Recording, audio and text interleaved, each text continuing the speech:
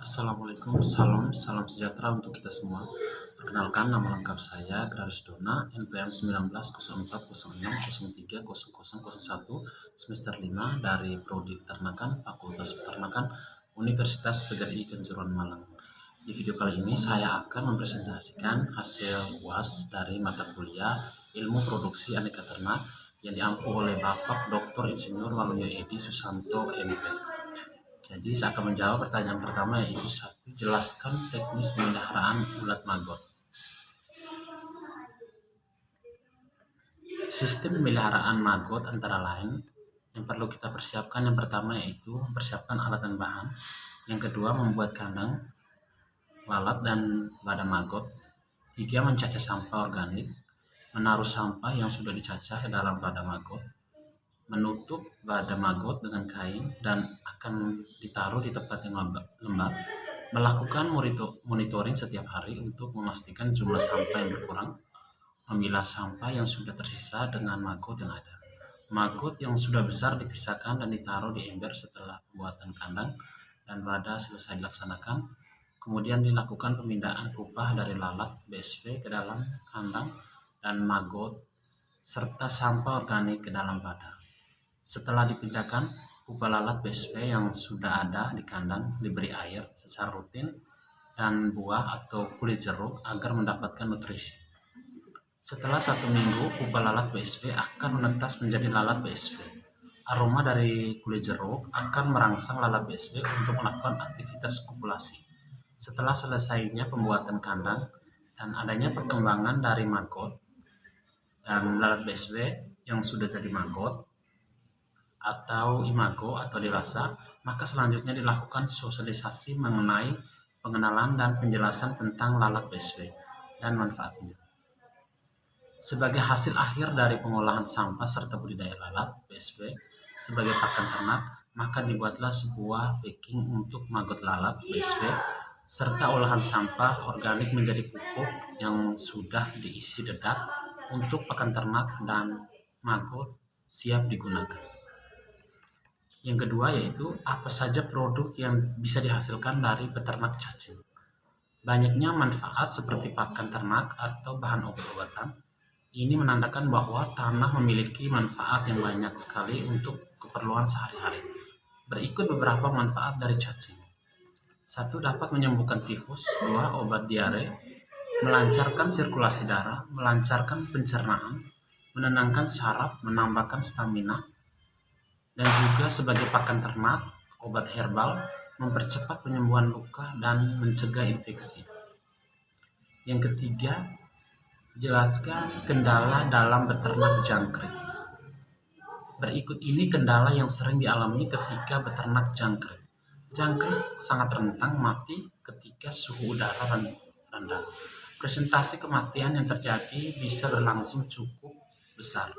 Peternak harus mengantisipasi perubahan suhu di dalam kandang apabila ketika kondisi cuaca sedang tidak bagus.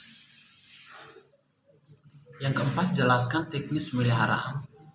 Yang saya pilih salah satu komoditi saja, yaitu 1. Beternak bekicot. Bekicot merupakan salah satu hewan dengan kelimpahan spesies yang cukup besar. Hewan ini merupakan salah satu siput darat yang memiliki cangkang. Yang perlu kita persiapkan untuk beternak cacing yaitu yang pertama, syarat lokasi. Syarat lokasi yang sesuai dibudidayakan bekicot adalah lokasi yang basah serta lembab dan terhindar dari sinar matahari secara langsung. Yang kedua, penyimpanan sarang dan peralatan. Walaupun lahan yang diperlukan tidak terlalu luas, namun persyaratan mengenai kelembapan dan keteduhan perkandangan perlu diperhatikan karena ada dalam aslinya. Dan untuk perkembangbiakan secara baik, bekicot senang dengan keadaan yang lembab dan teduh. Ada 3 cara beternak bekicot di dalam kandang antara lain. 1. Kandang kotak kayu. Kandang terbuat dalam lembaran kayu triplex yang berkaki. Untuk kerangkanya dapat digunakan kayu kaso. Yang kedua, kandang dari bak semen. Pembuatan kandang ini sangat sama dengan kandang kotak kayu. Dalam bak semen yang perlu diperhatikan adalah alasnya untuk menciptakan suasana lembab alas semen perlu diberi tanah dan cacing untuk mengemburkan tanah dan menyerap kotoran yang dikeluarkan bekicot. Tebal lapisan tanah di dalam bak sekitar 30 cm. Zat-zat makanan yang diperlukan bekicot hendaklah selalu tersedia di dalam bak. Yang ketiga, kandang galian tanah. Tanah digali dengan ukuran panjang, lebar, dan tinggi 1 kali 1 meter. Perlu diperhatikan sebaiknya tanah galian yang akan digunakan untuk kandang dipilih agak kering. Sebaiknya kandang dibuat di bawah pohon yang rimbun. Kalau dindingnya terlalu basah, perlu diberi lapisan pasir. Yang berikut yang perlu kita siapkan yaitu ada indukan bekicot. Tidak semua jenis bekicot cocok untuk dibudidayakan. 2 jenis bekicot yang biasa diternakan yaitu spesies Actina fulisa dan Actina variegata.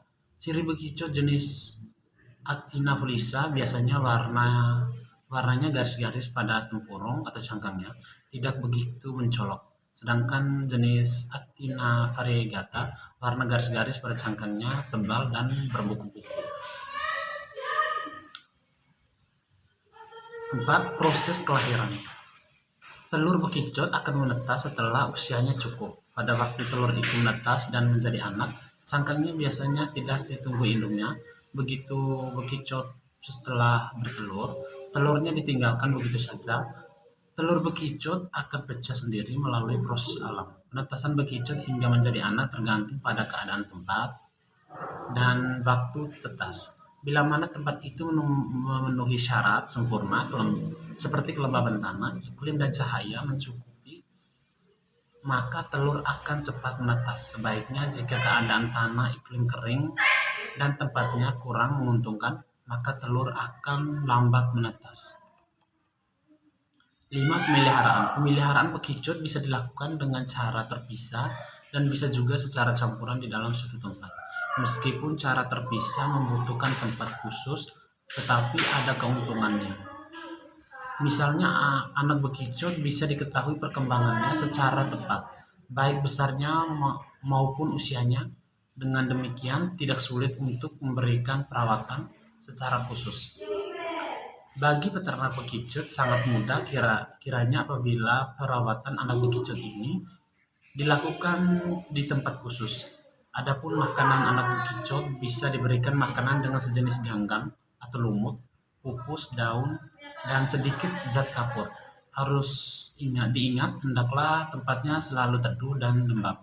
Setelah anak bekicot berusia 2-3 bulan, hendaklah dipindahkan ke kandang pembesaran. Keberhasilan budidaya bekicot tergantung pada cara perawatan dan pemeliharaan teknis selama diternakan.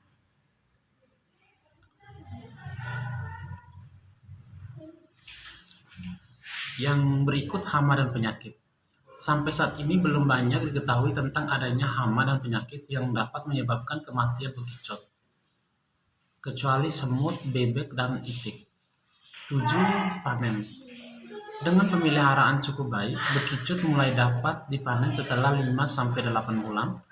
Secara fisik dapat dilihat apabila pada cangkangnya telah mencapai 8-10 cm, maka bekicot telah siap untuk diambil dagingnya. Hasil utama dari ternak bekicot adalah dagingnya, yang dapat diolah langsung dengan dibuat sate, keripik, dan dendeng, atau masakan segar lainnya, dan dapat juga diolah dalam bentuk kalengan. Ada juga permintaan dalam keadaan hidup. Di samping itu, daging dari bekicot ini dapat dijadikan tepung untuk pengolahannya melalui proses pengeringan terlebih dahulu. Mungkin sekian dari jawaban UASnya saya. Dari saya, sekian, saya mengucapkan minta terima kasih. Jadi bagi saudara-saudara saya dan adik-adik sekalian yang mungkin lagi mencari kampus, ya mari bergabung di kampus kami, Universitas PGRI Kenjuruan Malang, khususnya di program studi peternakan. Sekian dari saya mengucapkan minta terima kasih. Selamat pagi.